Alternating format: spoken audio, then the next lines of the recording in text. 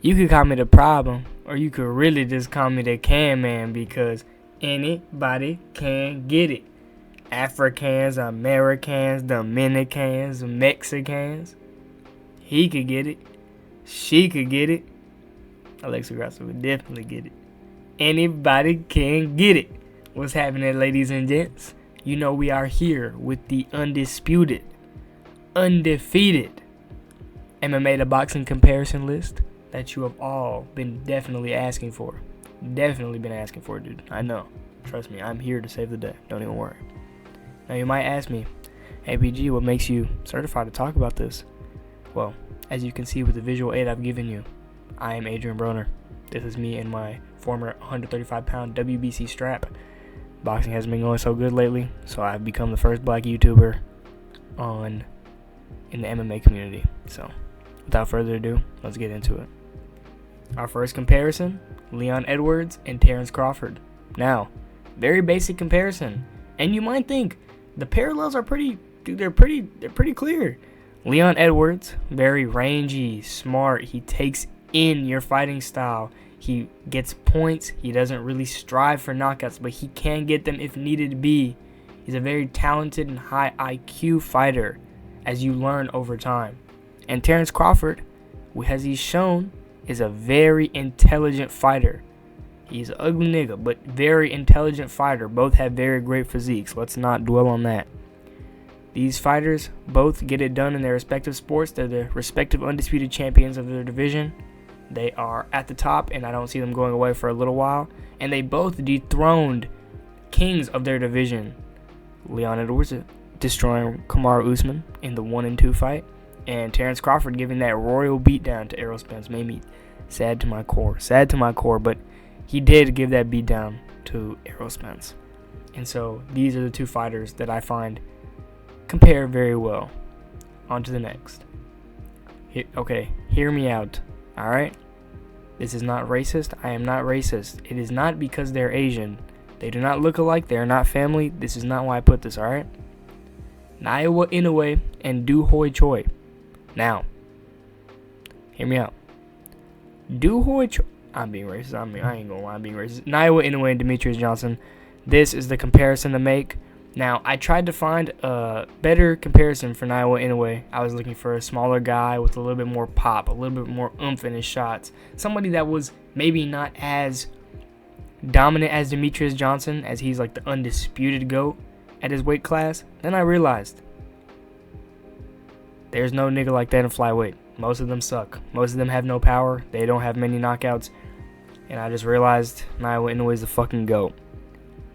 I did not believe in him against Stephen Fulton.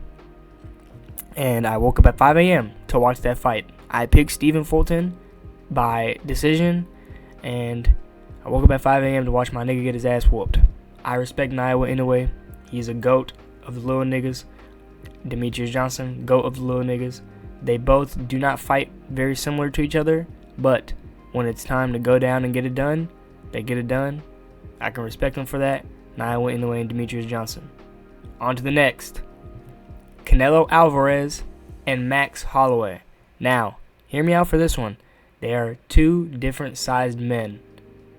Canelo Alvarez, 160, around that area. Max Holloway, 145, may bump up to 155 for certain fights, like the fight at 300 against Justin Gaethje. Now, Canelo Alvarez has that Mexican style of boxing, really relying on that chin and a little bit of head movement. He's not relied less on the head movement as he's gotten older, because he prefers this Mexican style of boxing, beating down your arms, going in, throwing hooks, throwing body shots, wearing you down to the point where he can exhaust you and knock you out. Now, Max Holloway follows the same structure. Decent head movement, but for the most part, he's using his cardio and he's breaking you down. Now, it's a little different. Max Holloway uses kicks, he uses the clinch, but they both follow the same principle. Walk forward, wear your man down. He can't handle the pressure for long. And they both compare very well for it. Now, they both go up and have fought bigger men. Canelo fighting Bivol and Max Holloway fighting Dustin. Didn't go their way, but it shows that they're both daring men, and you can only respect that from these two. So, good comparison. On to the next. my one of my favorite fighters in the UFC and in boxing, Vasyl Lomachenko and Petr Yan. What do I even have to say? These little niggas get the fucking work in. These cute ass little niggas, bro. Look at bro. These are happy little men, bro. Two unreal skilled boxers. Genuinely. Most UFC fighters cannot translate to boxing. Petr Yan is not one of them. He is not one of them. I repeat, not one of them. He is crisp in the pocket. He is calculated. He is slick. He has finesse. And he has good takedown defense. He's a very smart fighter all around.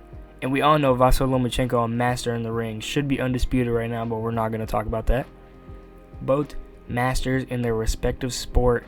They went on little skids, and they've come back. And my favorite fighters to watch in the UFC and in boxing. On to the next. Alright, I've made this slide and called it the luckiest niggas ever. Now, if you know something about MMA and about boxing, you will understand exactly what I mean. These niggas both put performances of their lives together. The performances of their lives. Cody Garbrandt became the greatest bantamweight for 25 minutes. George Kambosos became the greatest lightweight of all time for 12 rounds. Cody Garbrandt became fucking Anderson Silva, reincarnated, bruh, with them ugly ass emo biker tattoos. George Kambosos, nigga became fucking Chito Vera, nigga. His chin was undefeated. Nigga had the power of fucking Mike Tyson in his hands, knocking down Teofimo Lopez. Both these men had the most unreal performances of their lives. Next thing you know, they lose 2 title defenses to the same nigga. Cody Garbrandt defends against TJ Dillashaw, loses. Gets the rematch, loses. George Kambosos defends against Devin Haney, loses. Gets a rematch, loses. Do you see how the parallels are just working out? Niggas won out of nowhere. They were both underdogs. Cody was ranked like number 8 in the world. Kambosos was a bum. Niggas was like, bruh, this is about to be a dog walk. Teofimo Lopez was on the upward trajectory. He just beat Lomachenko. These niggas are unreal lucky, but they're some of my favorite fighters, bro. I can't lie. George Kambosos might have lost his last fight to Maxie Hughes low-key, but I still love that nigga. That nigga Cody Garbrandt might have knocked out a bum-ass nigga Brian Kelleher, but I still love that nigga. But these are the luckiest niggas ever.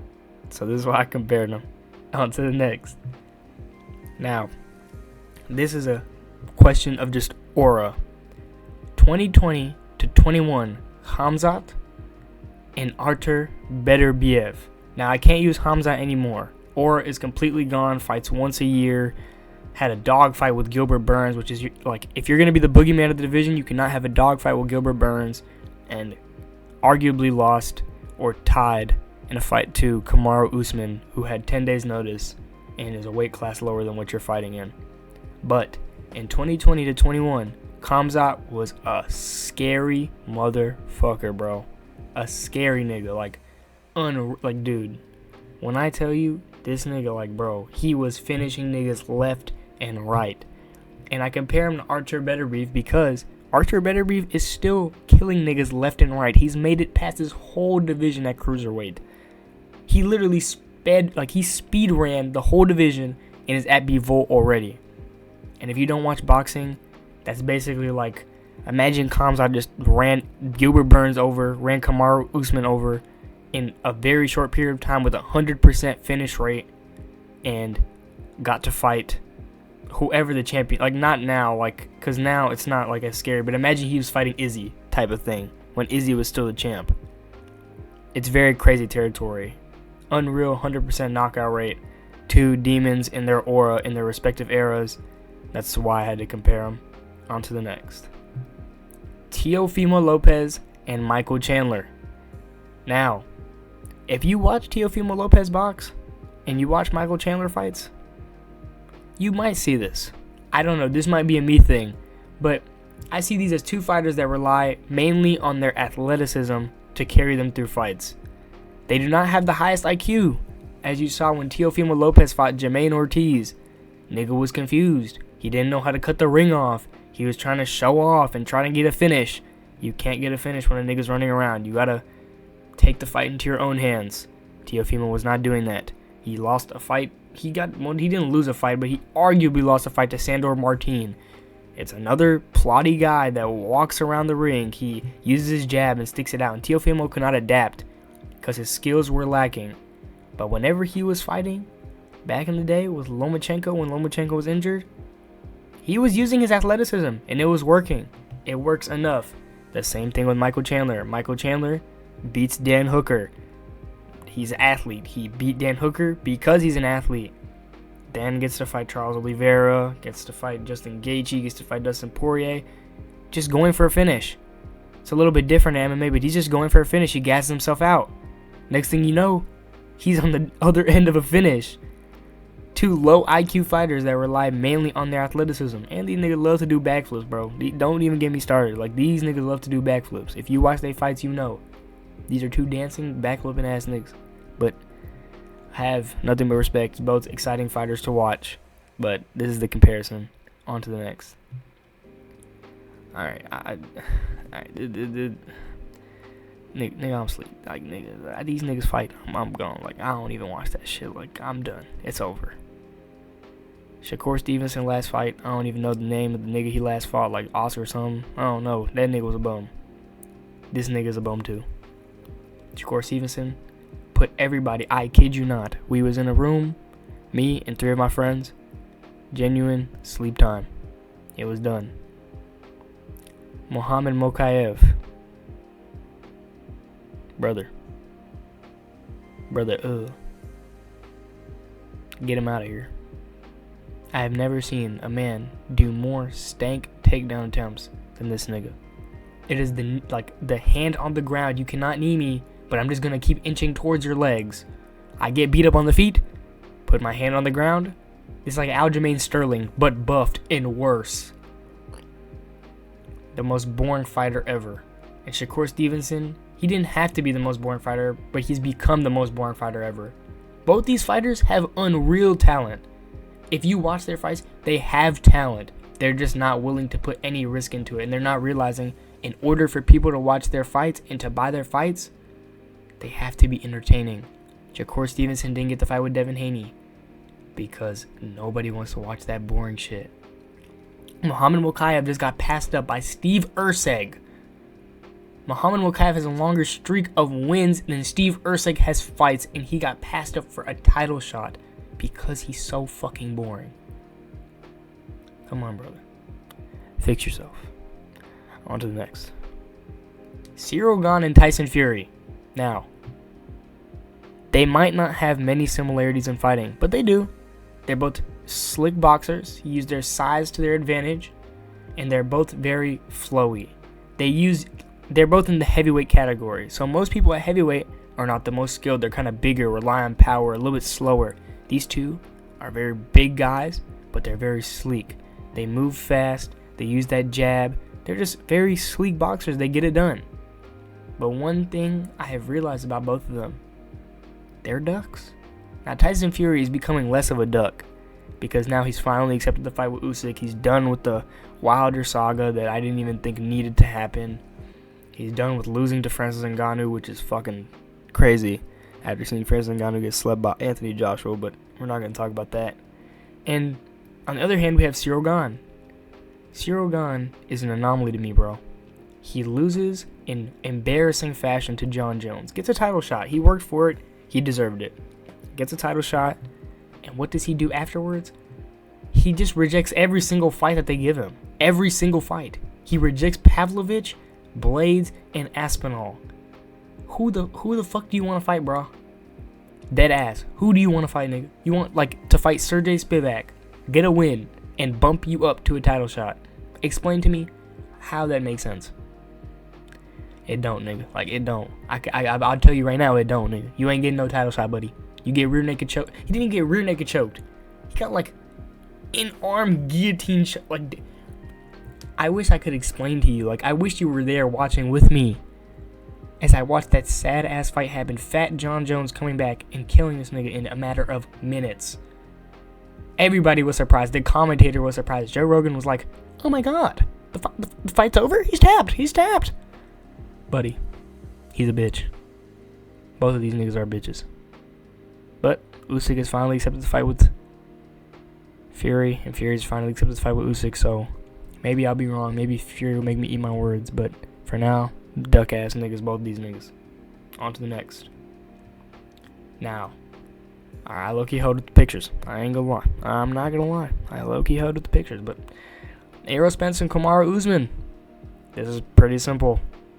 Two creative niggas in their weight classes were seen as undisputed. Scary niggas. They walked through everybody. They finished everybody. Spence was beating niggas like Yordenis Ugas down. Kamaru Usman was beating Jorge Masvidal, beating Colby Covington. They looked like boogeymen until Leon Edwards and Terrence Crawford came out the blue and shut that shit down. Now, don't get me wrong. I love both these fighters more than I love those two fighters. So it's really sad for me to watch them go down like this, which is really how that I put these pictures. I kind of feel bad now, but both these fighters are incredible in their own respective rights. They will have comebacks, even though Kamaru lost to Khamzat. It was 10 days notice. He put up a good fight for a man that jumped weight classes. Both these fighters put up good fights, and they are very respectable in their own ways. They get it done. They're hard-hitting. They walk forward. They are crafty veterans. They're just not in the best spaces in their career right now, but they will find out what to do next. And yes, on to the next. Now, this is an underrated one. I was looking at Boots Ennis and trying to think, like, damn, who does he kind of fight like? And coincidentally, MVP just joined the UFC. And I thought to myself, damn, like, pretty similar. Two very crafty niggas that involve sleek, finesse, kind of dancey boxing. That's what I call it, finesse dancey boxing.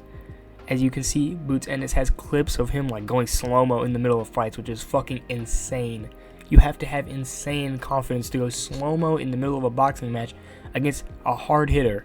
And then we have MVP in his first fight, slowing the crowd down and doing behind, like, backwards elbows, spinning elbows on Kevin Holland, a real, not contender, but a real fighter in the weight class. So they're both very sleek, very smooth fighters.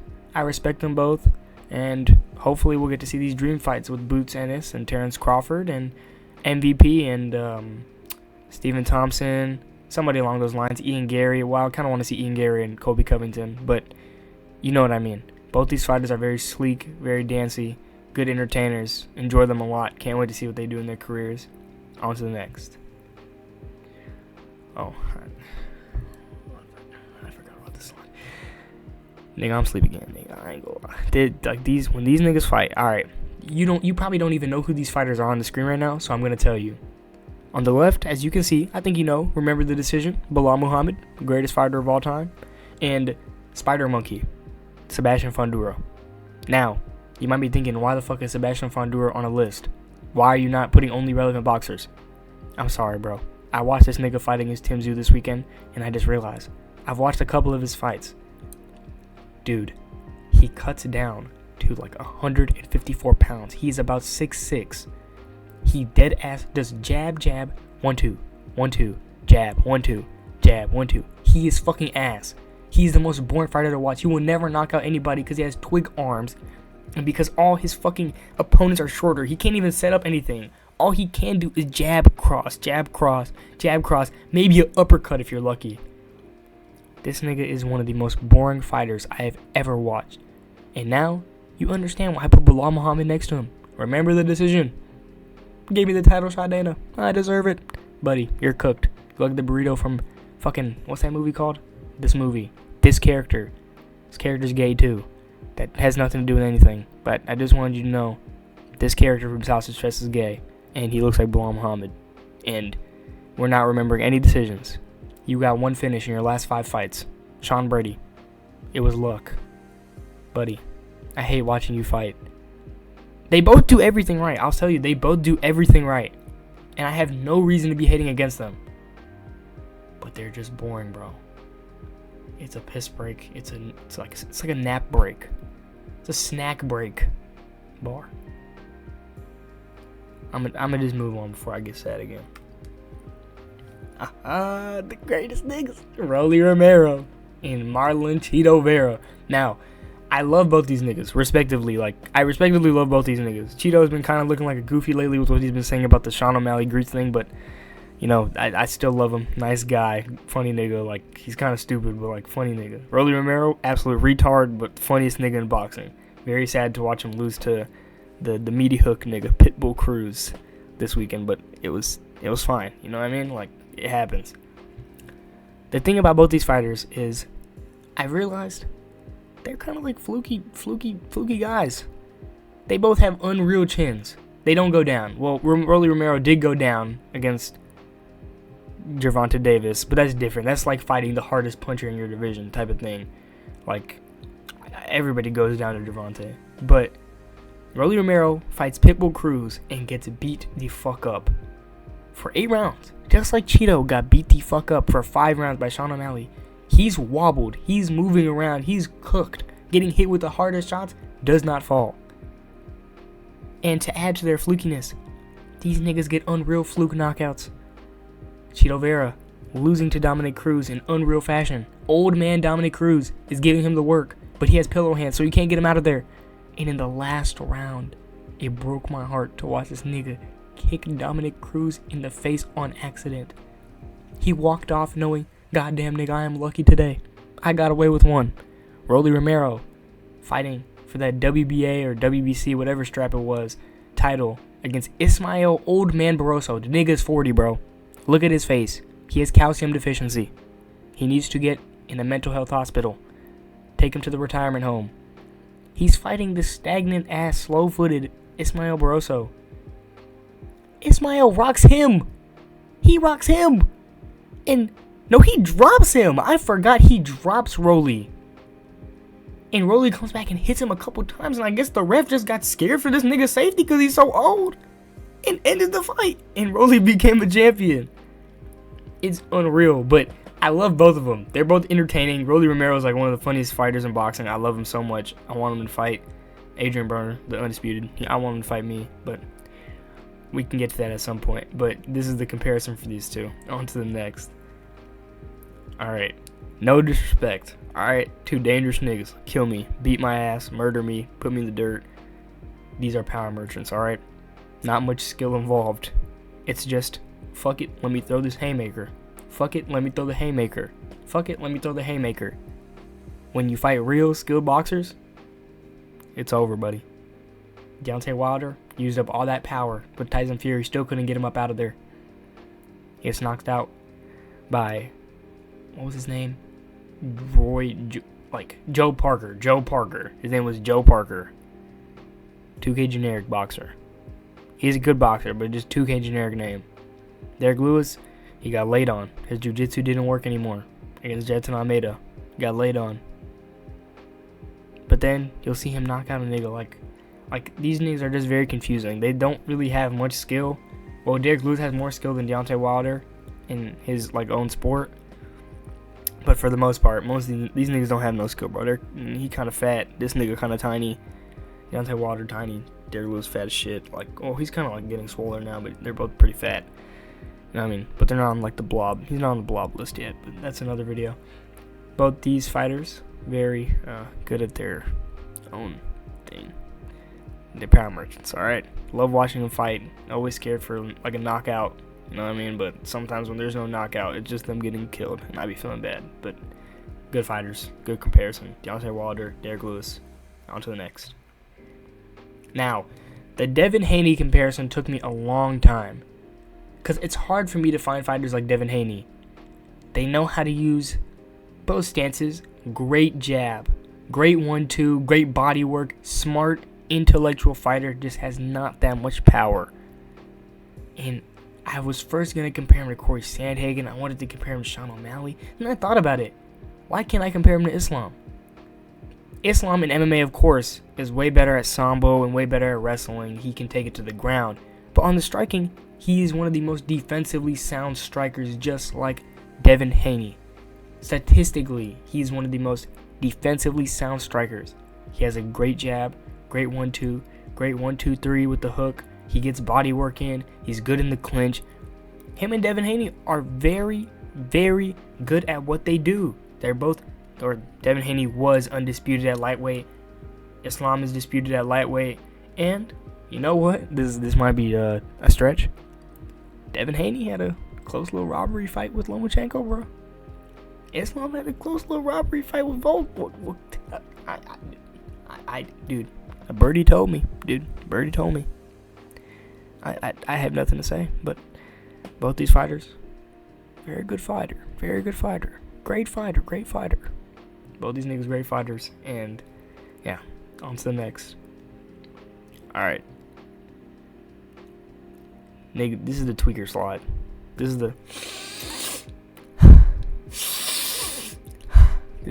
the coke slide, buddy. These niggas are cooked. Ryan Garcia is going insane. He's on his Diego Sanchez arc. He's not there yet. Diego Sanchez was a good fighter until he got a motivational speaker as his trainer. Niggas started doing jumping jack push-ups for training. No boxing, no groundwork, no jiu-jitsu. He started crushing cans as training. He started chanting to himself in the dark as training. He's seen things. Look at his face. Look at his body build. Look at his hair. Nigga is outdated. This wasn't even that long ago. This is in like 2019.